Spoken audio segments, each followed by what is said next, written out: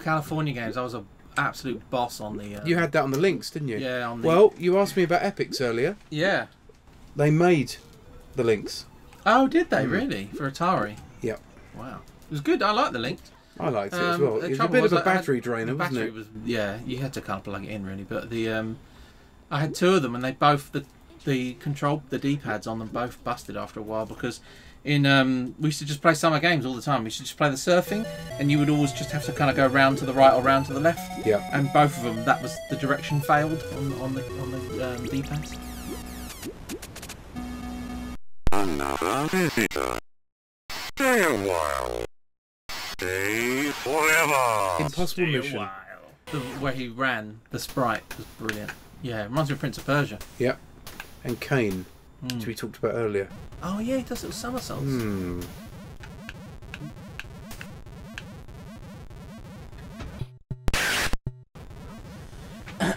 What was the thing you were investigating anyway? Do you know I never finished this game?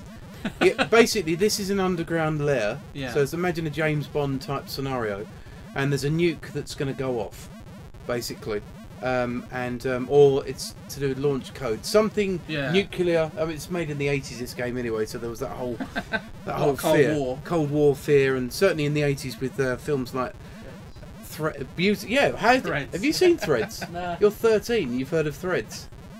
It's available on YouTube if you fancy a glass of wine. I mean, it is good though. Enjoying. Goes off about 20 minutes in. Yeah, it's all I always remember the BBC running the ads to that in the weeks leading up and seeing the milk bottles melting, and that being a really sort of oh my god, you know this. Oh, that was careless. That was close. I need to work this one out. Jump, Dave. Jump up and then come down. Do this, push him down, and he'll follow up here, and that's not going to work anyway. either. There you go. Oh! It's so bad. I forgot to press jump. There we are.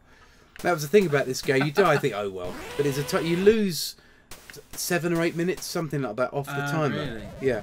But I always used to like doing this. You basically you run around all these rooms, and there's things to search, and eventually you get these puzzle pieces together, which allows you to break. And there's also this room where there's a way in. I'm describing it atrociously bad. But along the way also there's these computer terminals that you can do things to help you. So like reset the lift platforms in this room. So if you've moved them around and suddenly you've fallen off or jump off and you want them to reset, you can do it from within the room. By leaving the room and coming back in, usually it resets it.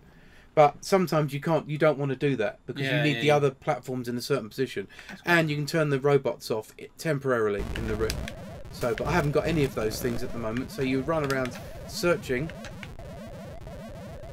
See, that is a robot snoozer. Oh, okay, brilliant. So if I went up here, which I didn't do, you can get to the top. Yeah. They remind me of the robots from Runaway. I think I know what I'm doing.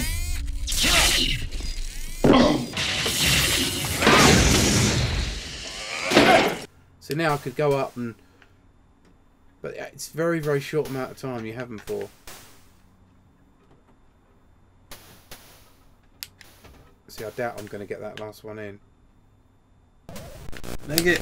Oh! And of course, this just disintegrates. This game is famous for this. Ready? If he doesn't zap me.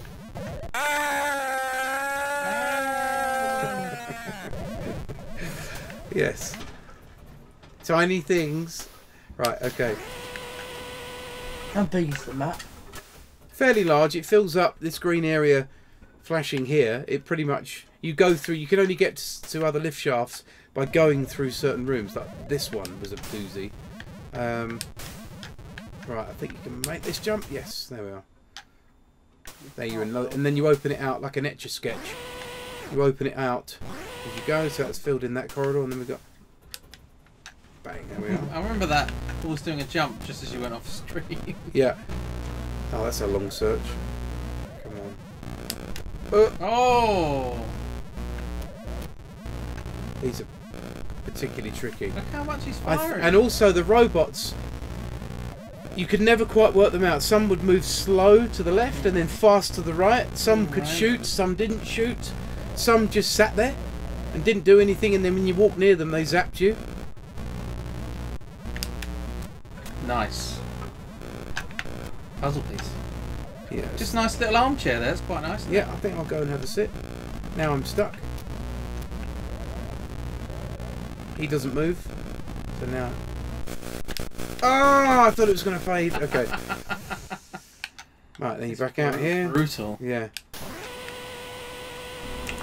Oh. I was wondering, is that a cigarette machine below? Or... Oh, I didn't really do yeah. that. That's how you can do it. There's a certain room which, when you didn't know you could do that, the room seemed to be impossible. It's a pink room with lots of gaps to follow. There you go. You couldn't. I think you can in Impossible Mission 2, but not in this one. Impossible Mission 2 wasn't done by the same guy. So let's have a quick look at Dennis Caswell, because yeah, this is new. Dennis, don't know much about him. Every time you enter a room, all you hear is...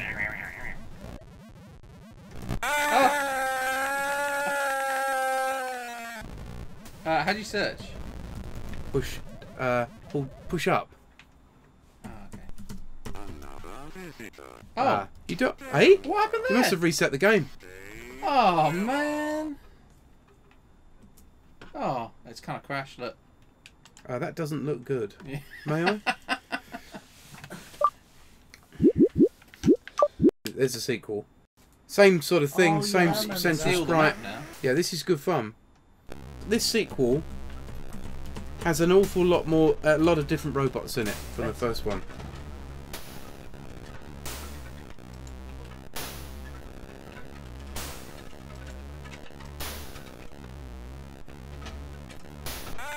Oh! God, this is hard. Oh. This room is tiresome. I'm leaving.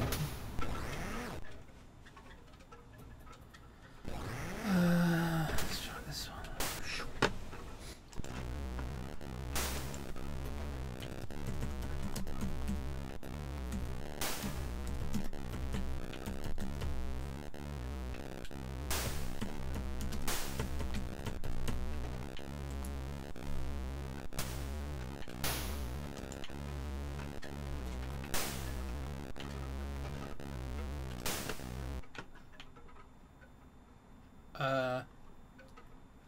Yeah. Oh, that's the computer. Let's see. Right, here we go. Dennis. How come Moby Games not even list... Oh, it has got it here as designer. I do apologise. Oh, he did Pit Stop 2 as well. Oh, that's a great game. Yeah. I'm just going to search these sinks. He did Pit Stop 2, then this in the same year. Think Quick, The Playroom, and then Battle Bugs. He did the audio for Leather Goddess of Phobos Part 2.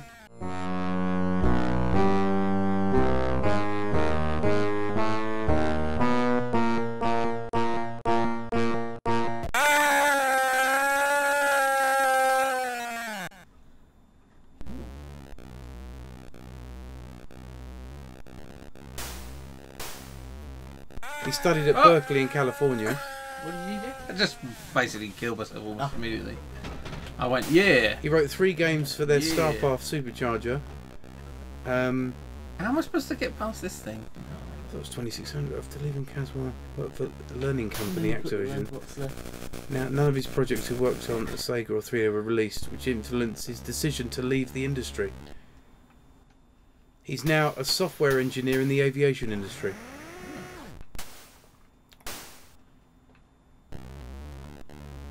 I wonder if there's a piece of pilot software out there that you when you happen to press a key combination, you get.